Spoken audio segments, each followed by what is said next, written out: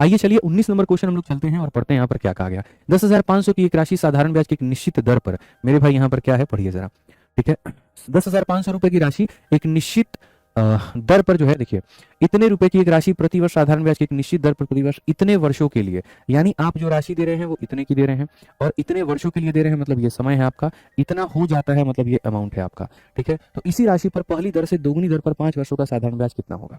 मैंने कहा था ना कि थोड़ा थोड़ा मध्यम मध्यम करते करते हम लेवल बढ़ा देंगे और आपको महसूस भी नहीं होगा। अगर मैं इस क्वेश्चन को लिखने की बात करूं भाषा में, तो मैं कैसे लिखूंगा ये मैं समझा देता हूं। मैं कैसे लिखूंगा समझा देता हूं। A sum of 10,500 will amount to इतना इन इतना year at a certain rate of interest per annum, what will be the simple interest on the same sum for 5 year at double the earlier rate. असल में हमारे पास में क्या दिया है, हमारे पास में ये दिया है कि यदि हम 10,500 रुपए मेरे भाई कहीं पर इन्वेस्ट करते हैं, ठीक है, और यहाँ पर 8% के दर से करते हैं, ठीक है भाई यहाँ पर, और वो हमारे सामने कितने का, ठीक है, समय कितना हो जाएगा, तो 5 3 15 19/5 इतने समय के लिए करते हैं, तो जो अमाउंट है वो हमारे सामने हो जाएगा मेरे भाई 13,825 का, 13,825 का। तो हमसे क्वेश्चन में कहा गया, ठीक है, what will be the simple interest, इतने ही पैसे पर, इतने ही के रेट से, इतने ही पैसे पर डबल द अर्लियर रेट, मेरे भाई कितने पर डबल द अर्लियर रेट यहाँ पे, और ये हमारे सामने कितना हो जाएगा 5 साल हो जाएगा। तो बताओ यहाँ पर what will be the simple interest यहाँ पे। भाई देखो मैं कोई भी बेसिक तेसिक फेसिक यहाँ नहीं बताने वाला हूँ, ये सब चीजें नहीं चलेंगे।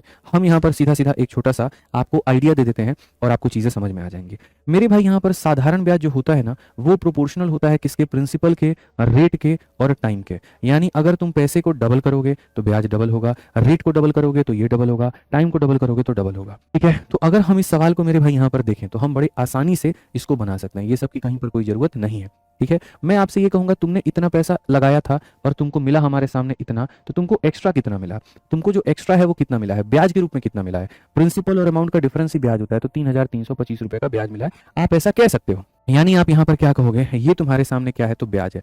और ये कितने के मेरे भाई ब्याज है, ब्याज क्या होता है, रेट इंटू टाइम होता है मिश्रा जी, मानते हैं आप इस बात को। तो यहाँ पर आप बोलेंगे सर ये रेट परसेंट की, R% के रेट पर, ठीक है, और कितना टाइम हो जाएगा, 5 × 3 15 4 19/5। तो सर यहाँ पर ये जो दिया गया है वो इतने का मान है, और जो हमसे पूछा गया है वो क्या पूछा गया है, डबल द अर्लियर रेट, मतलब यहाँ पर इतने के रेट पे और समय भी कितना, तो 5 साल, बस बात खत्म। तो कई बार सवाल इतना बड़ा दिखता है लेकिन उसकी लेवल इतनी नहीं होती है। इतने का ब्याज इस रेट और इतने टाइम पर, तो इतने रेट और इतने टाइम पर क्या रहेगा, इससे क्या होता है, रेट निकालने की जरूरत नहीं होती है, इससे तुम्हारे सामने ये खत्म हो जाता है। जो बट्टे का मेरे भाई 5 है वो तुम्हारे सामने यहाँ चला जाता है, 19 से काटोगे तो 19 से एक बार में 142, 7 बार में 133 हो जाएगा और 5 बार में इतना हो जाएगा।